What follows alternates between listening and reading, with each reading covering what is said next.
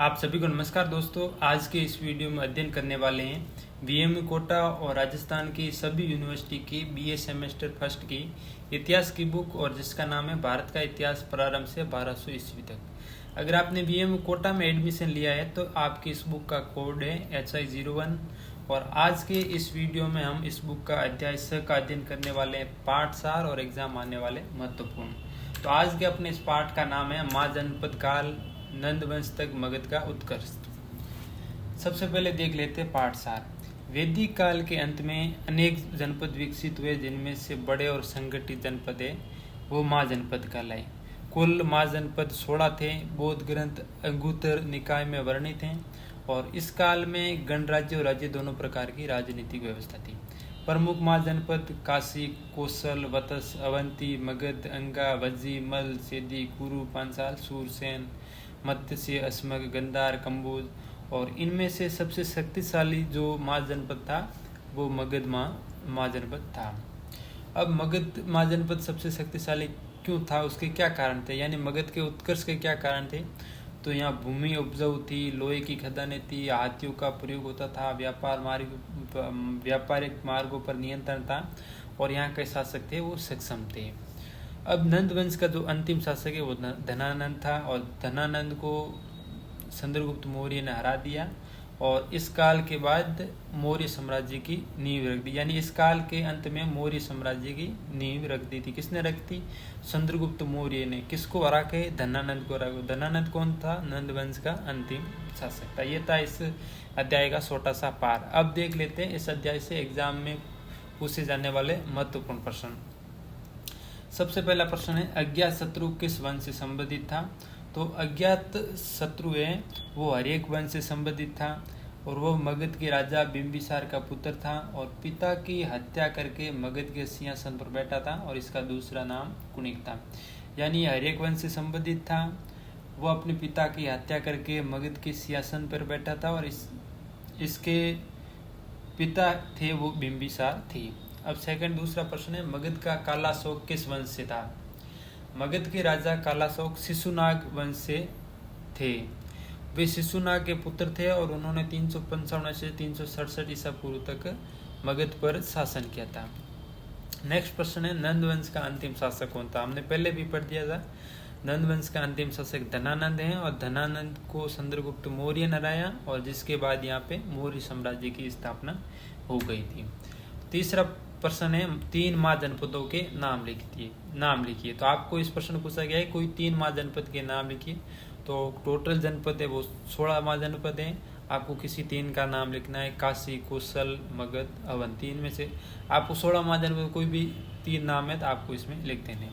Next प्रश्न है, अज्ञात शत्रु की उपलब्धियों का वर्णन कीजिए। अज्ञात शत्रु है वो मगध के एक प्रतापी राजा थे। उन्होंने अपने शासनकाल में कई महत्वपूर्ण उपलब्धियां हासिल की, जिसमें से हम कुछ उपलब्धियां इस प्रश्न के आंसर में पढ़ने वाले हैं। पहली सबसे बड़ी उपलब्धि ये थी उनकी विस्तारवादी नीति। अज्ञात शत्रु ने अपने राज्य का विस्तार करने के लिए विजयों की नीति अपनाई। दूसरी उपलब्धि है मगध साम्राज्य का सुदृढ़ीकरण। अज्ञात शत्रु ने अपने पिता बिंबिसार द्वारा स्थापित मगध साम्राज्य को न केवल अक्षुण्ण रखा बल्कि उसे और अधिक शक्तिशाली भी बनाया। तीसरी उपलब्धि है राजगृह का विकास किया। इन्होंने अज्ञात शत्रु ने राजगृह को अपनी राजधानी बनाया और एक महत्वपूर्ण शहर के रूप में इसे विकसित किया। उन्होंने राजगृह में एक स्तूप भी बनाया जिसमें बुद्ध के अवशेष रखे गए। बौद्ध धर्म का इन्होंने संरक्षण किया, ये इनकी उपलब्धि है। अज्ञात शत्रु के शासन काल में बौद्ध धर्म का विकास हुआ। उन्होंने बुद्ध के महापरिनिर्वाण यानी मृत्यु के बाद उनकी अस्थियों को प्राप्त करने के लिए प्रयास किया और राजगृह में एक स्तूप बनवाया। इसके अलावा राजगृह में प्रथम बौद्ध संगीत का आयोजन हुआ जिसमें त्रिपिटक का संपादन हुआ। नेक्स्ट उपलब्धि है इनकी अज्ञात शत्रु जी की युद्ध नीति और कूटनीति। अज्ञात शत्रु ने युद्ध और कूटनीति दोनों का कुशलता से प्रयोग किया या उपयोग किया। उन्होंने लिच्छवियों को हराने के लिए फूट डालो और शासन करो की नीति का सहारा लिया। और इनकी उपलब्धि राज्य के निर्माण में भी खूब है। अज्ञात शत्रु ने राजगृह में कई निर्माण किया जिसमें शहर का और अधिक विकास हुआ। अब नेक्स्ट प्रश्न है माँ जनपदों का वर्णन कीजिए। और एग्जामिनर कैसे भी प्रश्न पूछ सकता है। 16 माँ जनपद लिखी है, महाजनपदों पर टिप्पणी लिखी है, इस प्रकार का प्रश्न पूछे तो आपको 16 महाजनपद याद करने हैं। जैन ग्रंथ और भगवत अंगुत्तर निकाय और जैन ग्रंथ भगवती में 16 महाजनपदों को उल्लेख मिलता है, यानी कुल माना जाए तो मोटे मोटे भारत में 16 महाजनपद थे। भारतीय उपमहाद्वीप में ये प्रमुख राजनीतिक राज्य थे 16। सबसे पहला जनपद है काशी, जो इनकी राजधानी वाराणसी थी। दूसरा कौशल, इनकी राजधानी श्रीवास थी। तीसरा महाजनपद है और इसकी राजधानी संपा थी। मगध, इसकी राजधानी थी राजगृह और बाद में पाटलिपुत्र कर दी, और इसी मगध महाजनपद से मौर्य साम्राज्य की नींव रखी। नेक्स्ट जनपद है वज्जी, मल्ल, सेदी, वतस, कुरु, पांचाल। ये महाजनपद आप स्क्रीनशॉट ले लो और आराम से याद रख दो। 10वां पांचाल, 11वां जनपद है महाजनपद और 12वां है सूरसेन और 13वां अस्मक, 14वां अवंती, 15वां गंधार और 6वां कम्बोज है। कम्बोज है वो अफगानिस्तान और कश्मीर के आसपास का क्षेत्र था और ये घुड़सवार योद्धाओं के लिए प्रसिद्ध थे। सूरसेन ये कृष्ण भगवान से संबंधित था, इनकी राजधानी मथुरा थी। और जो मगध जनपद है उनका हमने पढ़ लिया था, इनमें मौर्य साम्राज्य की नींव रखी गई। अब नेक्स्ट प्रश्न है, मगध साम्राज्य के उत्कर्ष के कारणों का वर्णन कीजिए, या मगध साम्राज्य के उत्थान पर टिप्पणी लिखिए, या इस प्रकार का कुछ प्रश्न पूछे तो आपका आंसर ये है। मगध साम्राज्य के उत्कर्ष या उत्थान के कई कारण थे, जिसमें भौगोलिक स्थितियाँ, उपजाऊ भूमि, प्राकृतिक संसाधन, शक्तिशाली शासक शामिल थी। हम पॉइंट वाइज पढ़ते हैं। पहले पढ़ते हैं भौगोलिक स्थिति। मगध है वो गंगा और सोन नदियों के संगम पर स्थित था, जिससे उसे उपजाऊ और जलोढ़ मिट्टी और सिंचाई के लिए पानी आसानी से उपलब्ध था।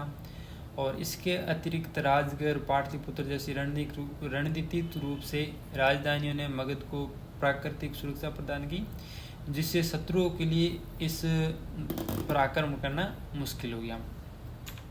सेकंड है, मगध में उपजाऊ भूमि थी। मगध का क्षेत्र अत्यधिक उपजाऊ था, जिससे कृषि उत्पादन में वृद्धि हुई। और उपजाऊ भूमि ने न केवल मगध की अर्थव्यवस्था को मजबूत किया, बल्कि उसे अतिरिक्त उत्पादन से व्यापार और वाणिज्य को भी बढ़ावा मिला। तीसरा, मगध साम्राज्य के उत्थान के कारण है प्राकृतिक संसाधन। मगध में तांबे और लोहे जैसी धातुएं जैसी खानें थी महत्वपूर्ण, जिनका उपयोग बेहतर उपकरण और हथियार बनाने के लिए किया जाता था।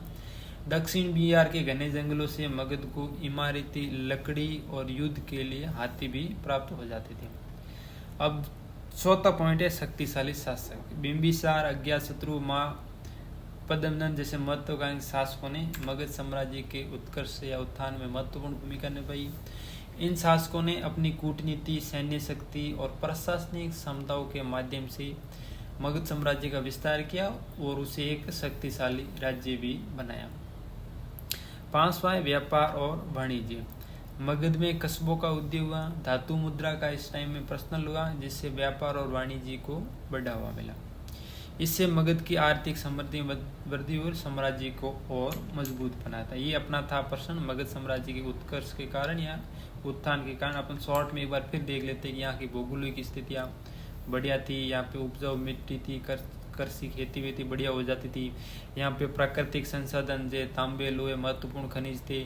और यहाँ मगध के शासक थे वो भी शक्तिशाली थे। उन्होंने सैन्य शक्ति अपनी रणनीति, कूटनीति से मगध साम्राज्य को और अधिक बढ़ाया। और यहाँ व्यापार और वाणिज्य, धातु मुद्रा का प्रचलन शुरू हो गया, जिससे व्यापार को बढ़ावा मिला। अगर वीडियो आपको अच्छा लगा तो लाइक, शेयर, सब्सक्राइब जरूर करें। धन्यवाद।